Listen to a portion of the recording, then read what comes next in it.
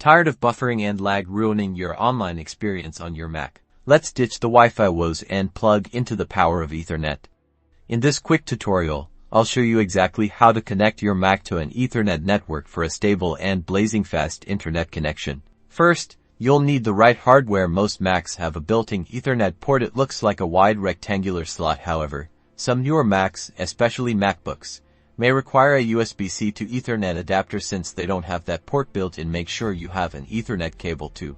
Now, let's configure your Mac. Go to System Preferences or System Settings, depending on your macOS version, then click on Network. In the Network window, you should see Ethernet listed in the left sidebar. If it's connected and working properly, it will have a green dot next to it and the status will say connected.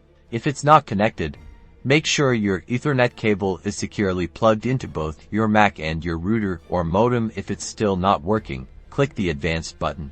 Here, in the TCP/IP tab, ensure that Configure IPv4 is set to using DHCP. This allows your Mac to automatically receive an IP address from your network. Still having issues? Try restarting your Mac and your router or modem. Also, double check that your Ethernet cable isn't damaged. And that's it. Connecting to Ethernet is a simple way to boost your Mac's internet speed and reliability. Enjoy your lightning fast connection.